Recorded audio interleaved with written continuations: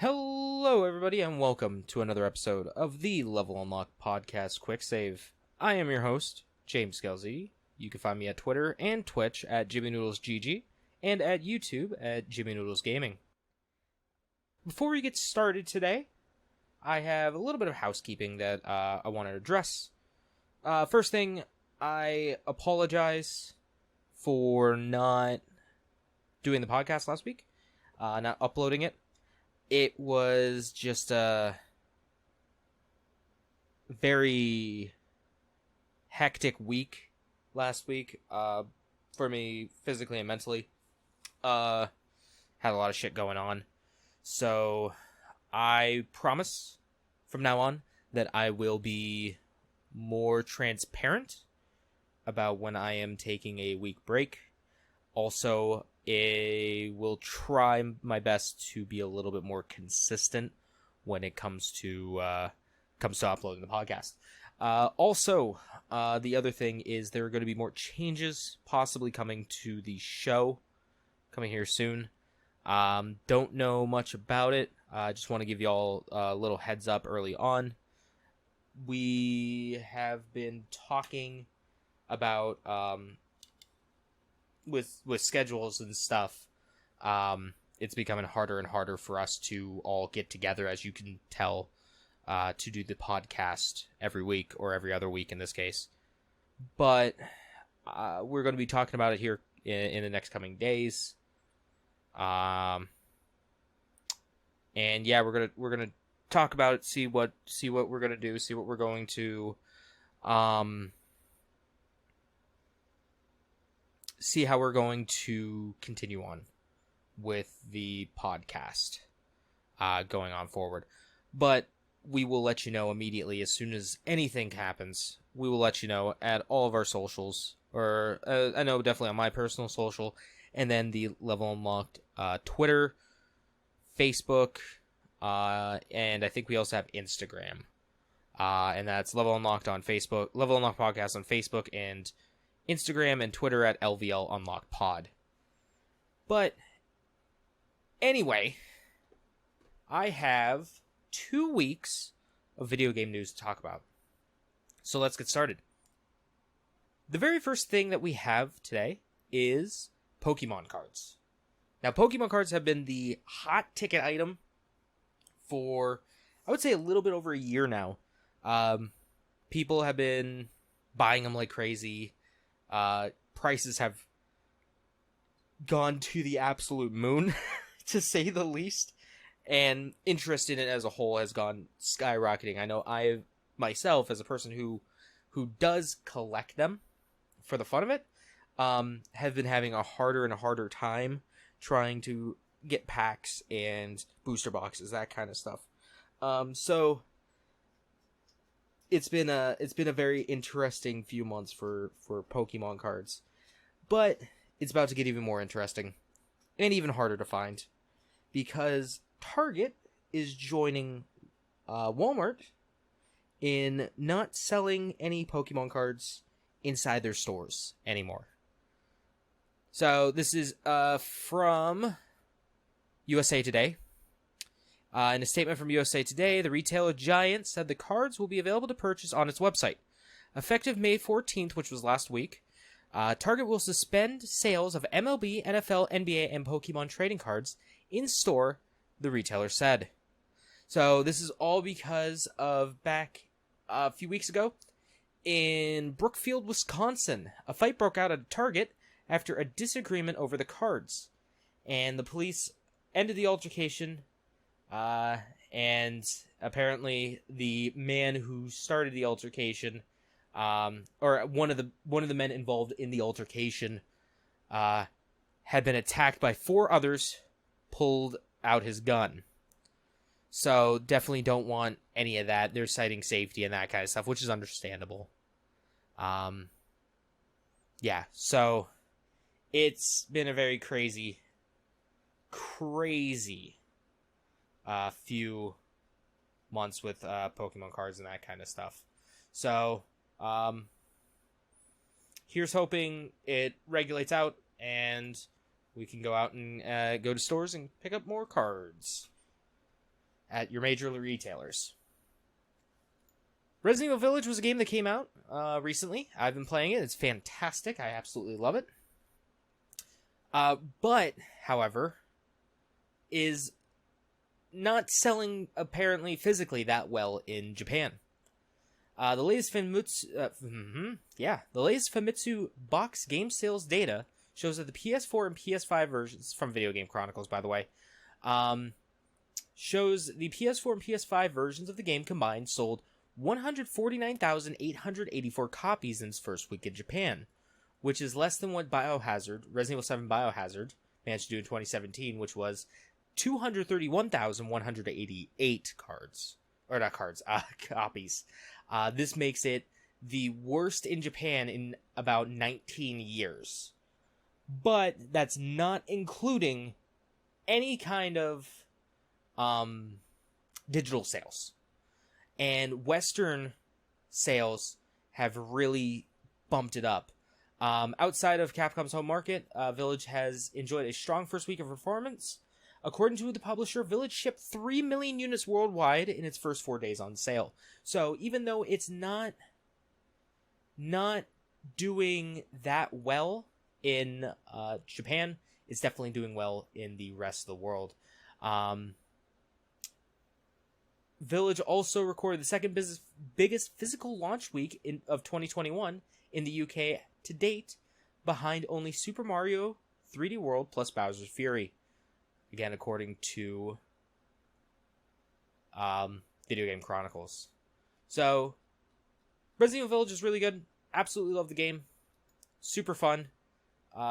Still need to beat it.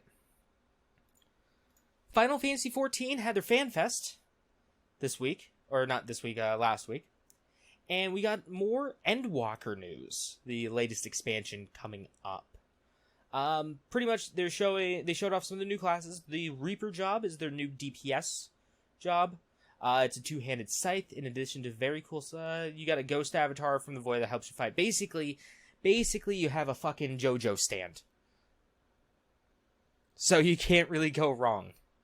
Old Charlan is the Endwalker's hub city. And just a whole bunch of new stuff. Talking about new raids. Malvera characters are coming. And it is going to be released on November 23rd. For PS4, PS5, PC, and Mac. But I guess if you pre-order it, you get early access to this expansion a few days before it comes out. So if you like 14, which is great, hey, just so you guys know, in case you didn't know, there is a free trial going on. You can play up to level 60 with no limits, and includes the critically acclaimed Heaven's Ward expansion as well. So you can play Final Fantasy XIV, get into it, get ready for Endwalker, and yeah. Play Final Fantasy XIV. It's really good. What isn't really good is Starfield news. Again, this is also from Video Game Chronicles. According to reports, and these are just rumors, so who knows how legitimate it is. Looks like Bethesda's highly anticipated space-based RPG, I should say, Starfield, is going to be an Xbox and PC exclusive. Will not be coming to the PlayStation 5. It also suggests that the game will appear at E3 this year and the next month, actually. Oh, fuck. E3's next month. Oh, my God. It'll be at E3 and release in 2022. Yeah, I might play it. Who knows? I'm not a Bethesda fan at all. Like, at all. I think their games are garbage. Until the fans patch them. So. Warzone. You know what? Fuck it. Let's talk about this. Okay. Hey, let's get a little serious right now. Let's get a little serious. Earlier in the month, in the in what is it? Israel attacked Palestine. Let's just talk about it real quick. It happened in West Bank, Gaza. The Israel military bomb or attacked with artillery, I do believe. Attacked a building in Palestine that was believed to be holding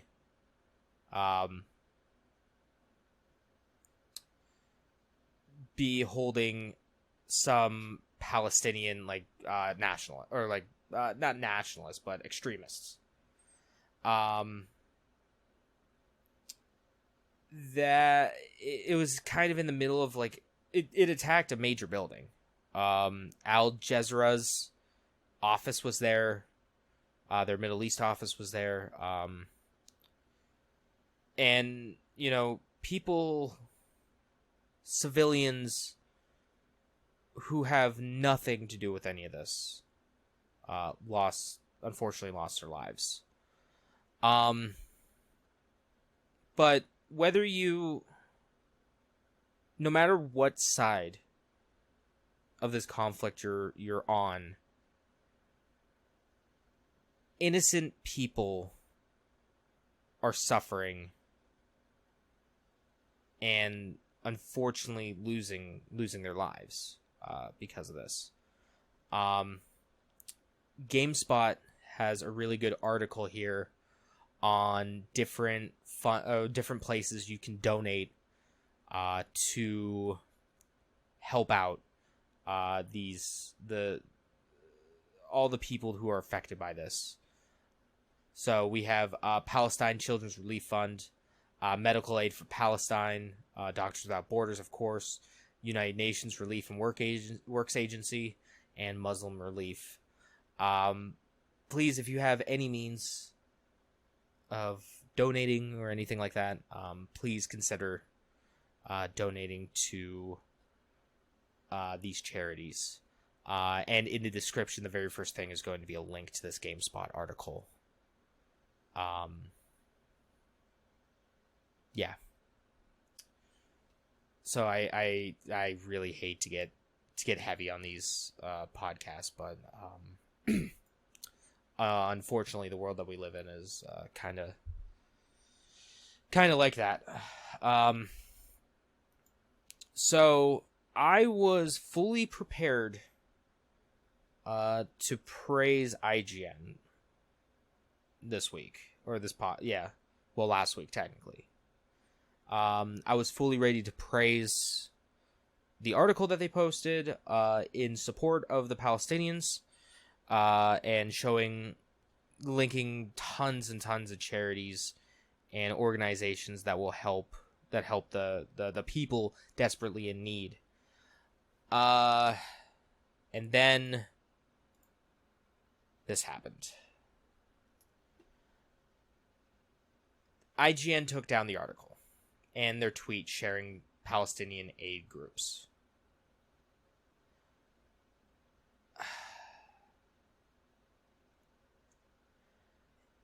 They took down the article. It was shortly after the post went live. And from what it sounds like, again, this is all just kind of rumors and that kind of stuff. Speculation. IGN's parent company, Ziff Davis, demanded the content to be removed. Fun fact, IGN has an Israel branch. Fun fact, too, they probably weren't too happy about IGN US posting about Palestinian aid. So, also Game Informer's, exact same thing from Game Informer. It was pulled as well. Let's say, okay, so IGN released a statement saying the original post was, quote, not in line with our intent of trying to show support for all people impacted by tragic events.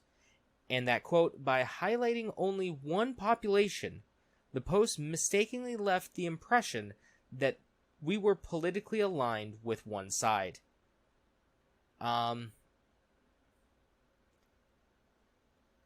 Yeah.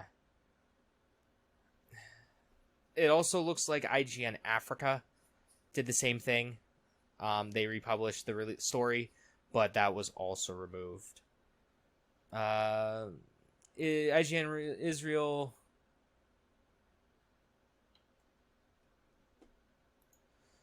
Oh, yeah. So IGN Israel made a statement as well.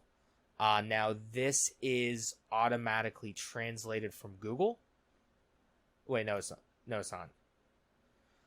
So, I haven't read this. I'm going to be 100% honest with you. I have not read this at all. But let's read this real quick.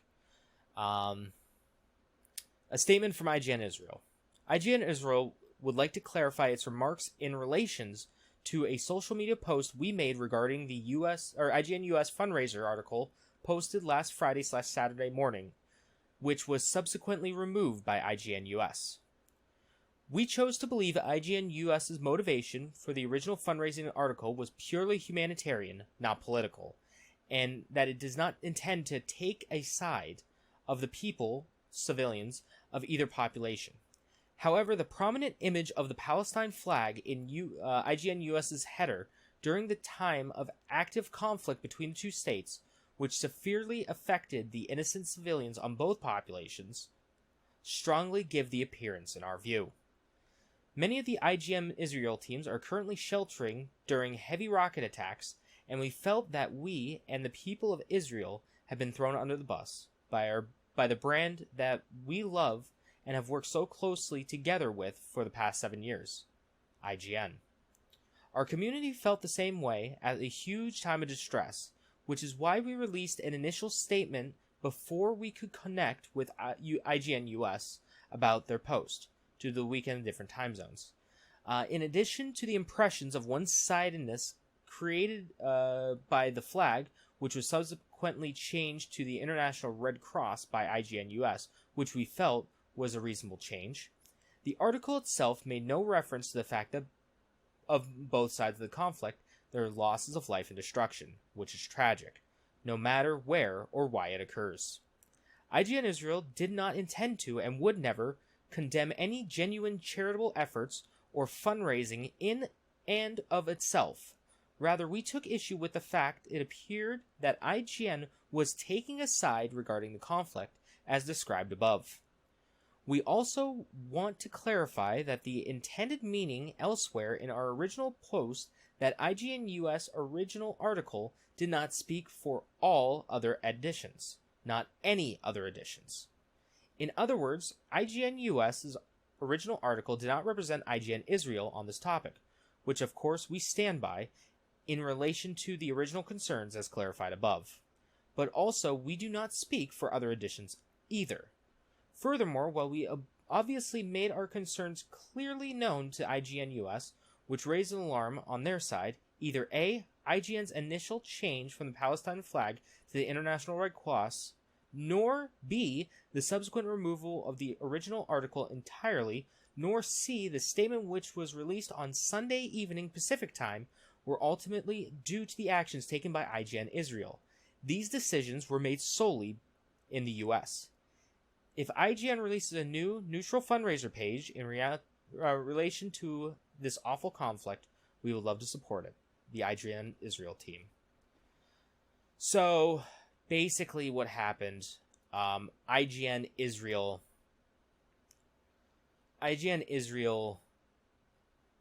talked about, basically made a tweet saying that it could have been taken the wrong way about the views and stuff like that that IGN US was making do not reflect that of IGN Israel. Completely understandable. Nothing wrong with that. I do, however, think that it is fucked that IGN US took down the entire article. Maybe, keep the article up, but also put towards, put also charities for Israel foundations. Let's come to a consensus here, okay? No matter what side you're on this conflict. And I really hate getting political on this show. I mean, I want us to have fun. I want us to, joke around, haha, talk about, video games and that kind of stuff.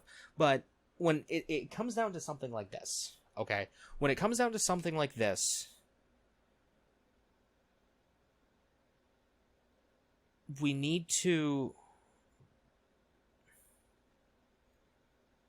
And it's really hard for me to kind of think on the fly here because I'm just so filled with, like, so many emotions right now. We should really...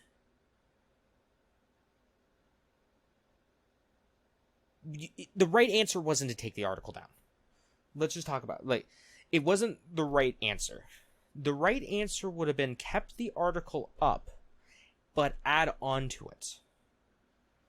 And I remember what I was going to say now, because it doesn't matter what side you're on in this conflict. It doesn't matter. And when it really comes down to, like, war and any kind of conflict throughout history, you look at the people really affected.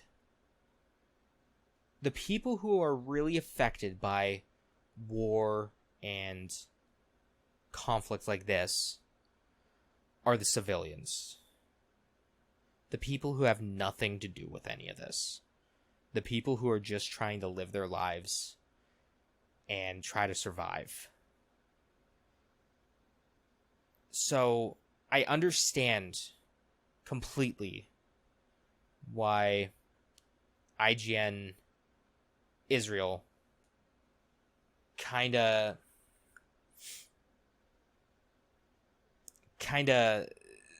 said that it looked like they were supporting Palestine, which, me personally, I support them. But we're not talking about me. They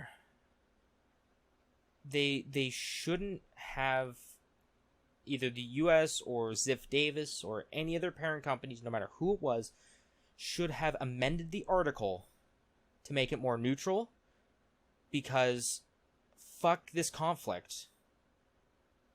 It's hurting the civilians, and that's it. It's hurting the innocent people. So I will try to see if I can find... I'm going to try to find some different sites and different organizations before uploading this podcast for both sides. I already said I'll do the Palestine one, Palestine civilians, and I'll also do one for Israel as well. Whew, okay. I did not expect it to really get that heavy. I apologize. I fucking hate talking about that shit so much. It just hurts me. It hurts me on like an emotional level, and it just drains me so much. Let's get back to video games. Haha, video game. New Call of Duty Warzone patch. Add some new stupid shit. Hey, you like John... Did you like John Rambo? Did you watch Rambo 2? What about Die Hard? Do you want to get that winner victory royale chicken dinner as Rambo or John McClane? Well, now you can in Call of Duty Warzone. In the latest patch, they added something called 80s Action Heroes. Or it brings, a few cool things. So, John McClane from Die Hard, Bruce Willis's character, and Rambo, Sylvester Stallone's character from Rambo, and Nakatomi Plaza, the big skyscraper building that that's the main set piece for Die Hard 1, are now in Call of Duty Warzone. So that's pretty cool. Looks like you can buy both John McClane and Rambo as separate operator bundles in Warzone store. The Rambo operator bundle contains the legendary operator, 2 finishing moves, 3 legendary weapon blueprints, a calling card, emblem, watch, and charm. And there's the Die Hard operator bundle, which includes the legendary operator, a finishing move, 3 legendary weapon blueprints, a calling card, emblem, watch, and a charm. Both of these bundles are available until June 19th. So make sure to get that. It also looks like there's a CIA outpost in an aircraft hangar and several survival camps scattered across the map in reference to Rambo First Blood Part 2. Neat. Saints Row is a video game series that I'm not a huge fan of, but I know a lot of people are a huge fan of. Saints Row the Third, however, is generally considered one of the best one in the series, I think. I do believe. I don't know. I played like 1 and 2, and I think a little bit of 3. Didn't really care for it too much. But it is coming to Xbox Series X and PlayStation 5. It is coming on May 25th, so it's actually out. Okay, hey, it's out. You can play it now. Both the PS5, and this is from Games Radar, by the way. It will include a frame rate boost of up to 60 FPS, along with dynamic 4K resolution. The Series S version will have 2 extra modes on top of this, letting players choose between performance at 1080p at 60 frames per second, or beauty, which is 4K 30 frames per second. This upgraded version is free to all current owners of the game, and will equivalent to ultra settings on PC. Also, the loading times have been severely reduced on PS5 and Series X when compared to the previous generation's incarnation, thanks to speedy SSDs, all that kind of good stuff. So, it's also coming to GOG, Good Old Games, on May 22nd, which is now. So, another option alongside Steam version. So, hey, if I get it on PC, definitely getting it on GOG.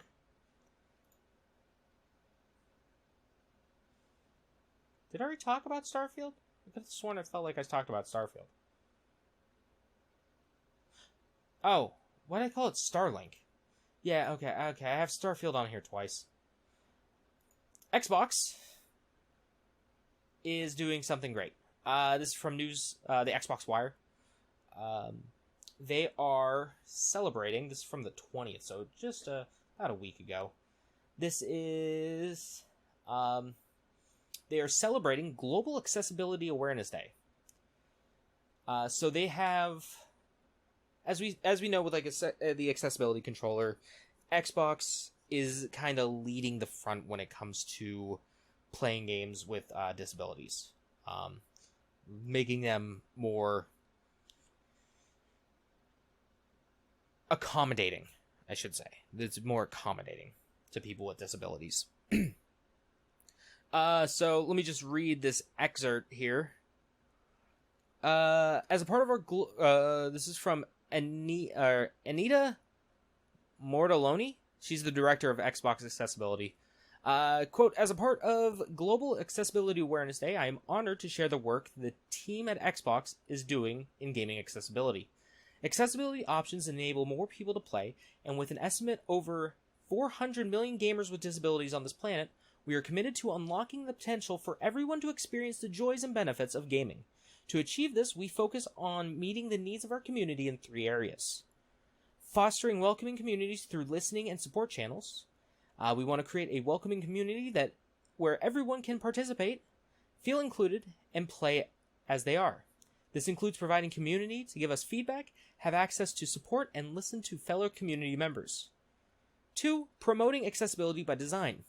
We believe that designing for the billions of people on this planet starts with designing for just one and extending to many, and that accessibility should be considered from the very start of product design. We are committed to providing resources and support that make it easy to build accessibility into gaming. And 3, enabling more gamers to play with expanded accessibility features. Play is a fundamental human need, not for some, but for all. We strive to make life more fun for billions of people around the world by creating gaming experiences that everyone can enjoy. We will continue to add accessibility features to all of our evolving products, services, and games. So that's really cool. Some of the other things that they are doing as well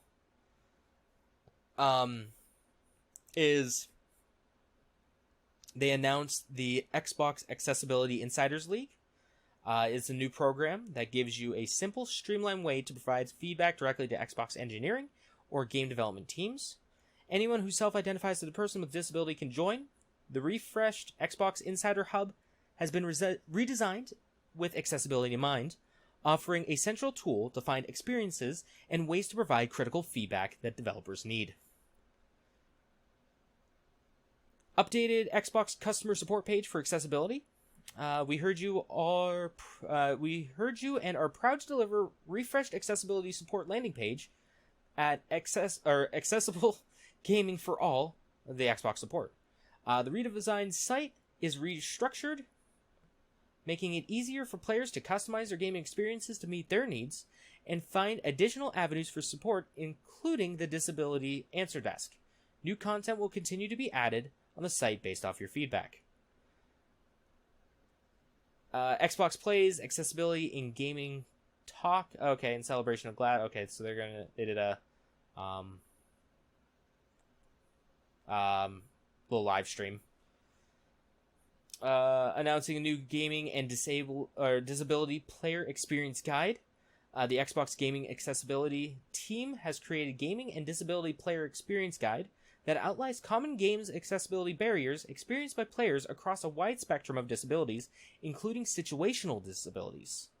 This guide, built on the framework and intended to be used in conjunction with the Xbox Accessibility Guidelines, provide a holistic understanding of the barriers that players with a certain type of disabilities may experience across game mechanics, display, content, and other aspects. It can also be used as an introductory resource in preparation for collaboration with members of the gaming and disability community for feedback on their specific games. They also are updating. They updated the Xbox Accessibility Guidelines.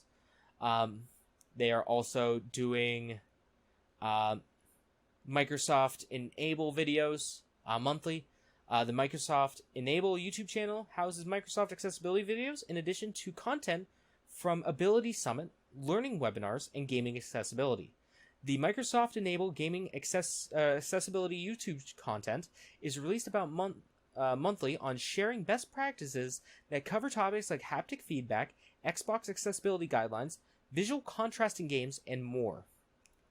One of the ones that they did was talk about was Undead Labs, the people who made State of Decay 2, talking about accessibility in that. Party chat. Here's actually something that's really cool. Coming soon, party chat speech transcription and synthesis. Xbox Party Chat is used by tens of millions of gamers for voice and text chat synthesis. Basically, text to speech will be available, and speech to text and text to speech will be soon available.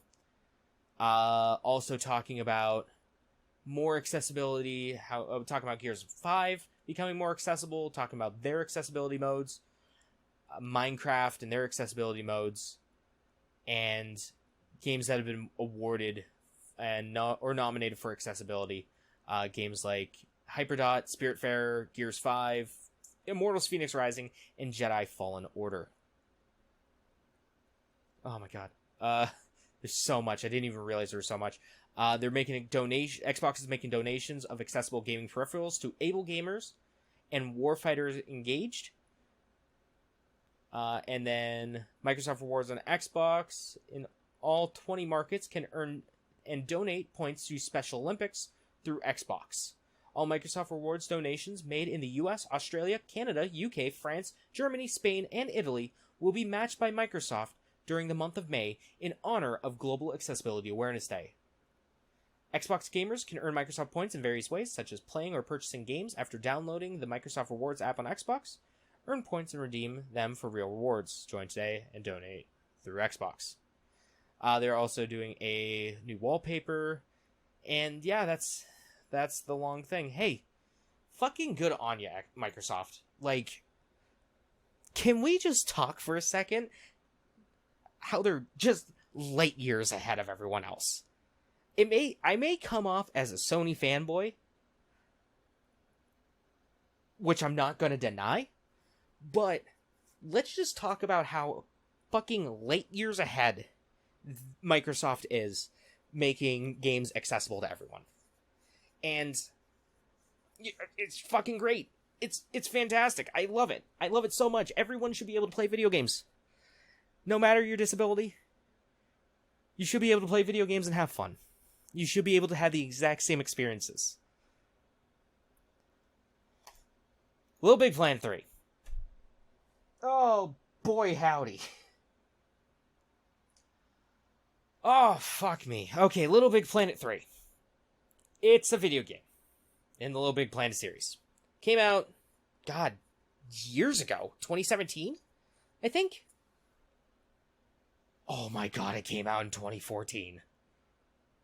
It came out in 2014. And summing up, people still been making maps. The Little Big Planet community is unbelievable. The stuff that they can do is nothing short of amazing. Some of the maps. Unfortunately, the servers are down. According to Push Square, they say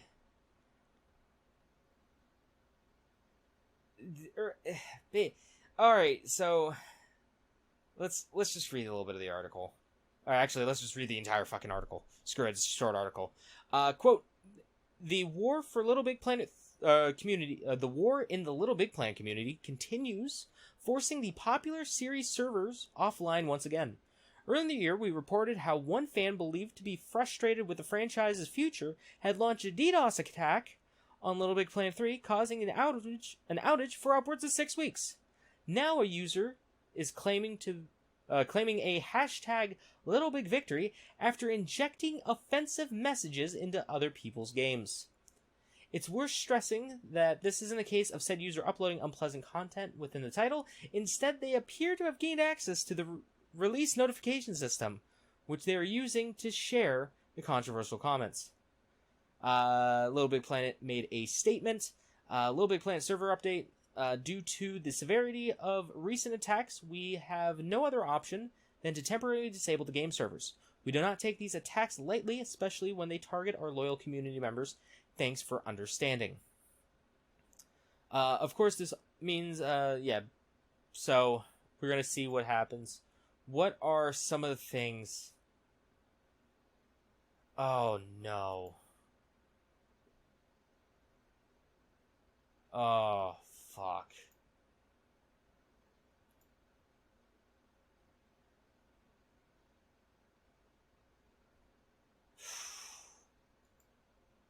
I'm not even going to read out some of the shit that I just read, because it's atrocious. It's fucking disgusting.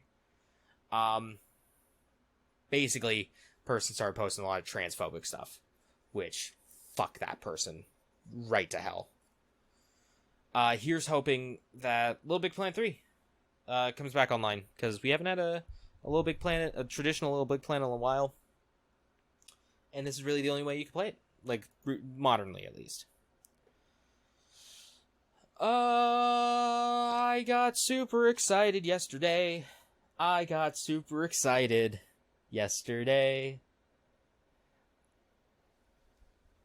story time, everyone. Listeners, it's story time. Back when I was a wee little lad, back in 2000, the mystical year of 2000, I got a Sega Dreamcast for Christmas. And I was fucking hyped. I love the Dreamcast to death. It is one of my favorite systems of all time. There is not a controller that's more comfy in my hands than the Dreamcast controller. the first game I got for the Sega Dreamcast, along with Sonic Adventure 1 and 2, or no, just Sonic Adventure 1, was a little game called Virtua Fighter 3. I loved Virtua Fighter 3 to the point where I played that nonstop for weeks. That would be the only game I played. I played the shit out of Virtua Fighter 3. I could probably pick it up still and just go ham on people. I memorized... Okay, so here's actually a story. Okay, so I'm a fucking loser, turns out. When I was in elementary school, after playing Virtua Fighter 3, I memorized every single character that I made, their opening and victory screens, their animations, and dialogue.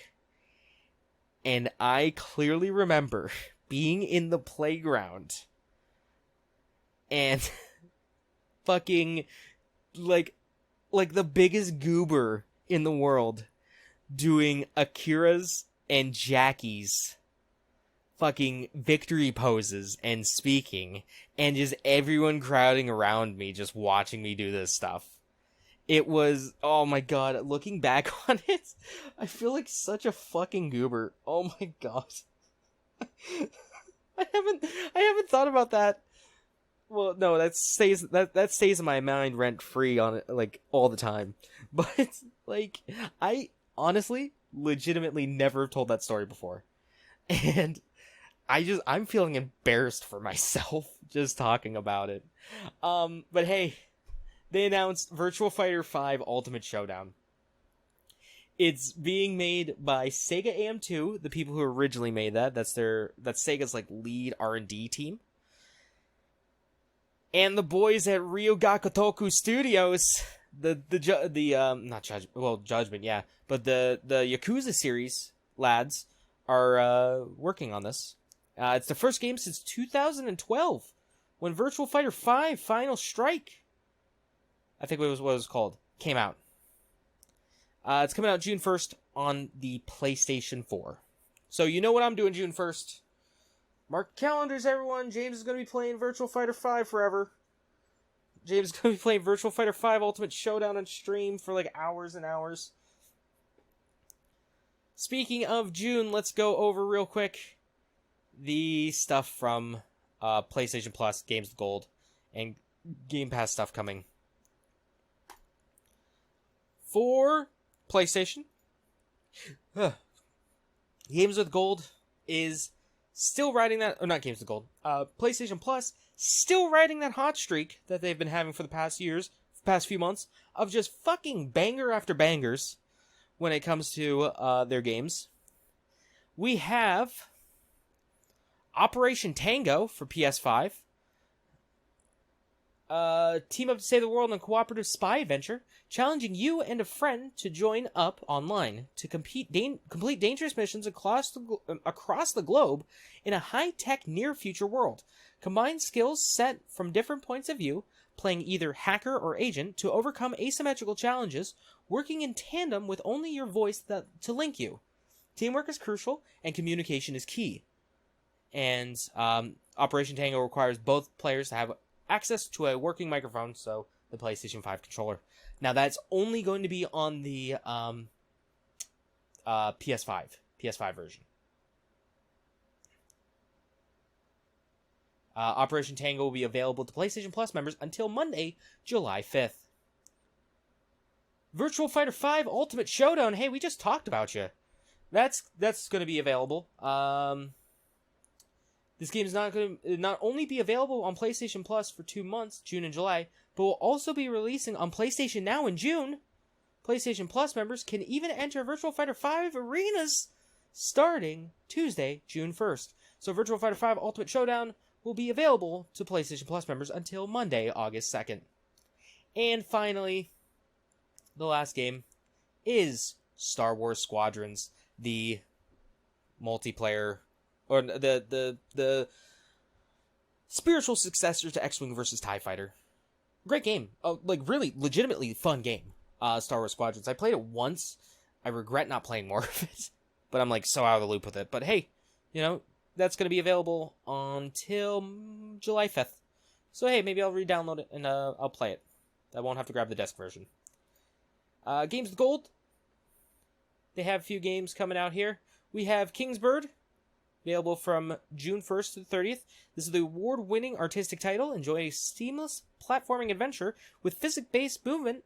Escape into a world kept secret by a tyrant and discover the truth about your freedom.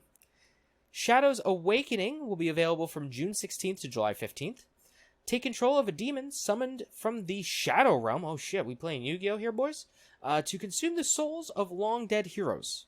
With a gripping storyline and challenging gameplay, find out who is in charge, the demon or the soul it devoured. Neo Geo Battle Coliseum from June 1st to 15th, with all the best fighters await you. With a host of original heroes and unique characters that transcend time, unleash this tag team versus fighter with all your favorite Neo Geo warriors amassed under one roof. And then finally, from June 16th to 30th, we have Injustice: Gods Among Us. That is that's the game, the fighting game starring the DC heroes. I didn't know about Neo Geo Battle Coliseum. I'm gonna have to pick that up. That sounds fucking rad. And then let's talk about the stuff coming to Game Pass. Yeah, we got a lot of stuff, actually. So pretty much TLDR, big things that we have. Red Dead Online coming to cloud and console. Just Cause 4 Reloaded coming to cloud, console, and PC. Psychonauts coming to cloud, console, and PC. Final Fantasy X and X-2 HD Remaster coming to console and PC. And Remnant from the Ashes coming to PC. And then we have other games, but those are kind of the big ones. And then finally, PlayStation had a kind of corporate meeting, corporate strategy meeting today. This is today. So this is from Engadget, and let's go over some of the quick things here. From CEO, Chairman, and President Kenshiro Yoshida, he says that the company's